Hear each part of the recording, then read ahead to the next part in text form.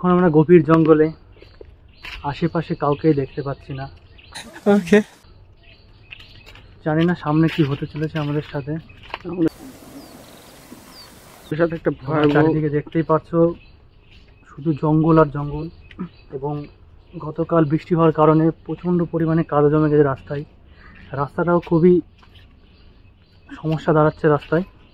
ওরে বাবা, আমরা অনেক কষ্ট করে পাড়ি দিচ্ছি, আর এতটাই গভীর, জনবসতি এখানে ধারে কাছে নেই।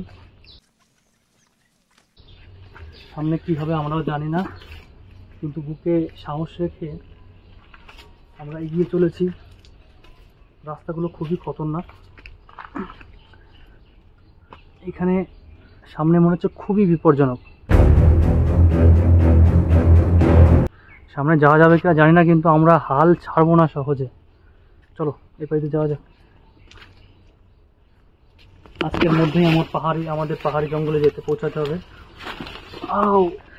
এখানে দেখতে পারো গাইস, এইখানে কাঁটা আমার লেগে গেছে। এই গাছটা খুব বড় বড় কাঁটা, তোমরা একটু যদি কাছে আসো দেখতেই পাবে। এই কাঁটাগুলো খুবই বিপজ্জনক কাঁটা। পৃথিবীর 3 নম্বর স্থানে এই কাঁটাগুলো পড়ে বিষাক্তর মধ্যে। তো আমি একটুর জন্য বেঁচে গেলাম। তো আমাদের আজকে সন্ধ্যার আগে কালো পাহাড়ের মধ্যে পৌঁছতেই হবে, নাহলে এই জঙ্গলে রাত কাটানো জীবনের সঙ্গে একটা বড় পাঙ্গা হয়ে যাবে। তো সেই রিস্কটা আমরা নিতে চাই না। তো এইখানে আমি ফেসে গেছি, আমি যে কোথায় যাবো বুঝতে পারছি না। এই যাত্রায় বেঁচে গেলাম। এই পাশটা একটি রাস্তা আছে, কিন্তু আমরা সাহস পাচ্ছি না দিক যেতে। এখান থেকে শোনা গেছে ভাল্লুকের বাস আছে এখানে। তা আমরা বেয়ার গ্রিলস, কিন্তু বেয়ার খুব ভয় পাই আমরা। আবার আটকে যেতে হলো। আমার কাঁটা লেগে ইতিমধ্যে আমার কাঁটা লেগে রক্ত বেরিয়ে গেছে। এই কাঁটা এখন চুষে চুষে আমার বিষ বের করতে হবে। আমরা জানি না কেন এসেছি এখানে। আরে বাবা, এইখান থেকে খুবই বিপজ্জনক রাস্তা, খুবই বিপজ্জনক। আর আমার সাথে যে আছে সে বোবা, ওই জন্য কথা বলছে না। হাসতে পারে। জানি না আমাদের সাথে কি হবে, আমরা বেঁচে ফিরে যেতে পারবো কিনা বাড়িতে। এটা খুব চারিপাশে দেখুন আপনারা, গত 3 দিন ধরে আমরা না খেয়ে আছি।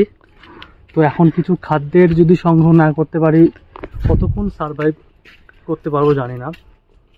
আমার দিকে বলছিল, কিন্তু ও মুখটা আসছে না, ওই জন্য সামনে নিয়ে এলো যাতে দুজনেরই মুখ আসে। কারণ দুজনের মুখের অবস্থা খুব খারাপ, সামনের জন্য তো বেশি খারাপ। খারাপ দেখাই যায় না। তো এই জঙ্গলে গত 300 বছরের মধ্যে কেউ আসেনি, মানে আসার সাহসটা পাইনি। বলো কি তুমি সত্যি বলছো? কিন্তু আজকে আমরা সামান্য রিলস বানানোর জন্য, এই রিলসে মানুষটার জীবনটা খেয়ে নেবে। রিলস বানানোর জন্য আমরা কম করে হলেও 150 কিলোমিটার ভিতরে চলে এসেছি জঙ্গলের। এখন স্যার ও যা বলছে সব মিথ্যা কথা। আশেপাশে মানে কি বলবো, এই সমস্ত গাছ আমরা এই দেখুন, এই গাছগুলো দেখান, এইসব এই যে গাছটি দেখুন, এই গাছটি বিজ্ঞানসম্মত নাম ফটোস্ফিয়ার। সহজে পাওয়া যায় না। এই এতটা বিক্রি করবো 150 কোটি টাকা, কিন্তু কেনার লোক নেই তো এখানে। গাছ থেকেও লাভ নেই। এরকম বহু, এখানে আমরা পাখি ময়ূরের ডাক শুনতে পাচ্ছি, কিন্তু ময়ূর দেখতে পাচ্ছি না, শুনতে পাচ্ছি ডাক। এই পুচ পুচ পুচ ডাকছে। এই পাখিগুলো সারা বিশ্বে খুব 133টা আছে। এই জঙ্গলে আমি 2টো কি একটা ডাক শুনতে পাচ্ছি, তাও এইখান থেকে।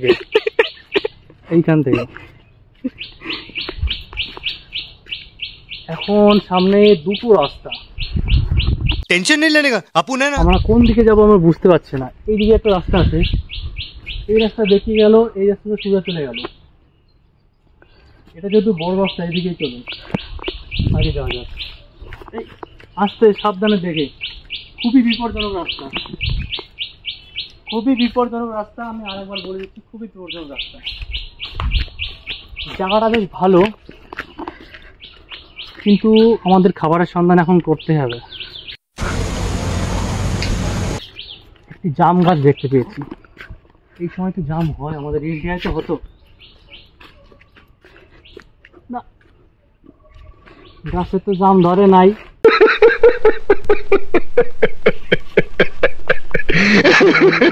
আমাদের উপায় ছিল এখান থেকে খাবার পাওয়ার, কিন্তু এটাও হাতছাড়া হয়ে গেল। চলো সামনে আগানো যাক। আস্তে আস্তে আস্তে কিছু শব্দ পেলাম।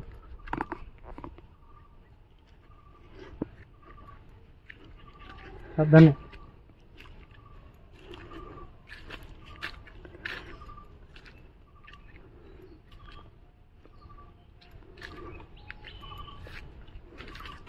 সামনে একটা অ্যানাকোন্ডা।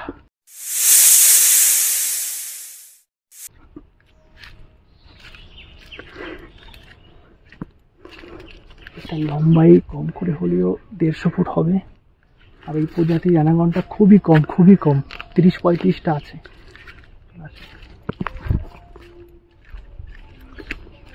আস্তে আস্তে আস্তে।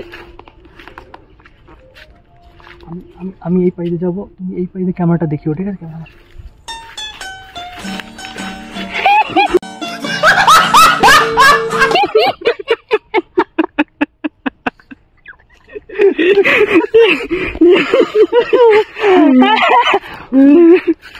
ওকে গাইস, বাই।